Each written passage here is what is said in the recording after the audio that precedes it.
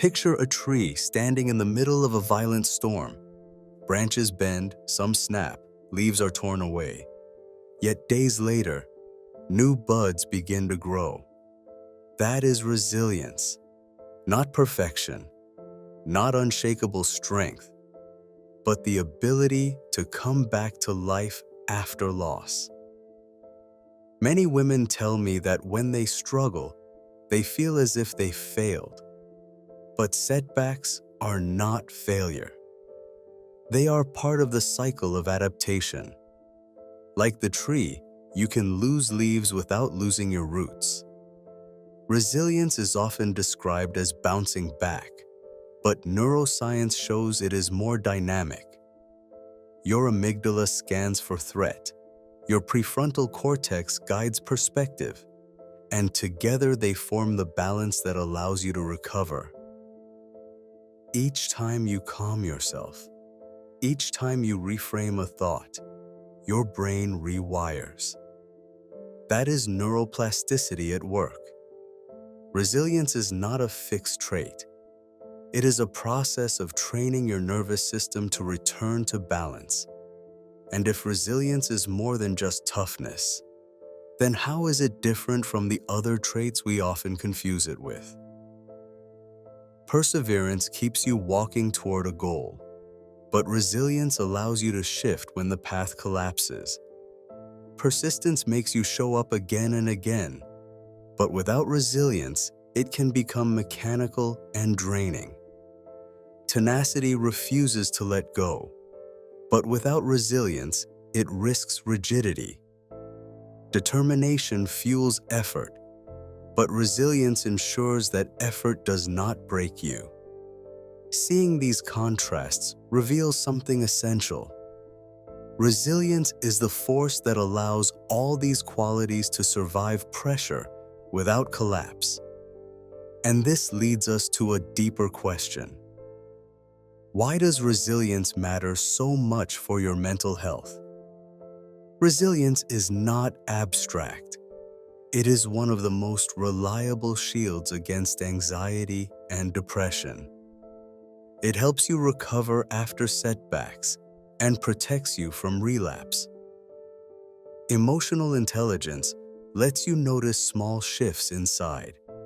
Resilience sustains that awareness, even in chaos.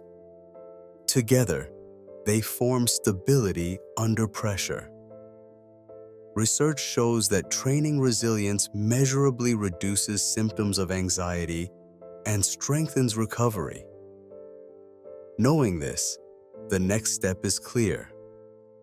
What practices can actually help you train resilience in your daily life? Knowing why resilience matters is the beginning. Training it is the change. Think of these practices as small doors you open daily. We start with a safe way to face stress without breaking the system. Stress overwhelms when it arrives like a flood. Stress inoculation teaches you to train with droplets. Choose one mild challenge you have been avoiding, like a short, difficult call. Before you dial, plant your feet, take a long exhale, and prepare one recovery move. Make the call, feel the spike, then recover with 2 minutes of slow breathing and a body scan. Say this aloud: I can step into stress and return stronger. Each cycle teaches your nervous system to rebound faster. That leads us to planning for obstacles before they appear. Most goals fail because obstacles are ignored. This method is called WOOP, short for wish, outcome, obstacle, plan. Imagine a heated meeting. Your wish is to stay calm. The outcome you want is to speak clearly. The obstacle is freezing when criticized. The plan is simple and testable. If my chest tightens, then I take one slow breath before I speak. Say this aloud. When tension rises, I already know my response. With WOOP, you stop relying on luck and start trusting a script your body can follow.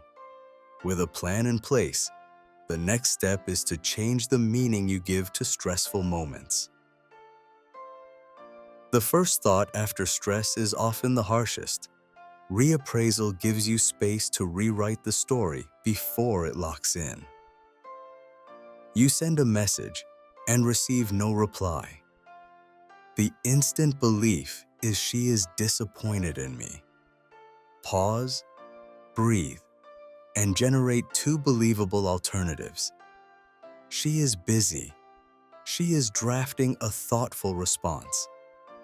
Choose the most balanced line and read it slowly. Say this aloud. There is more than one explanation for this moment. The prefrontal cortex steadies the amygdala and the surge eases. With clarity restored, effort needs direction, not just drive. Determination without direction burns you out. Micro-commitments align action with meaning in less than 5 minutes. If compassion is your value, send a brief supportive note to a colleague despite your stress. If courage is your value, ask one precise question in the meeting you tend to avoid. Say this aloud. Today I act from who I want to be. These tiny acts create traction when willpower is thin. Purpose steadies the system, yet emotion still needs a safe channel to settle. Unspoken stress multiplies. Writing gives it form and lowers its charge. Take one difficult memory and commit to 3 evenings. First night, write the raw emotions and body sensations. Second night, write the strengths and supports that helped you endure. Third night, write what you learned and how you will respond next time. Keep it private and honest. Say this aloud. My story can change as I grow. Words organize chaos. Memories loosen their grip, and recovery becomes repeatable. With these 5 practices in place, we are ready to answer the next question in the journey. Can resilience be learned, or is it genetic? For decades, people believed resilience was inherited, but science shows it can be trained. Genetics may set a baseline, but practice reshapes the brain. Like physical strength, resilience builds with each repetition of stress and recovery. It is not about never falling. It is about how you rise after every fall. Return to the tree. Storms strip the branches, yet the roots remain alive. New growth emerges. That is resilience. Not the absence of pain, but the ability to recover and keep growing. Every time you breathe through stress, every time you reframe a thought, every time you act on a value, you strengthen this root system. Hardship does not define you. Recovery does. Resilience protects against anxiety, but each person's anxiety has its own pattern. Do you know yours?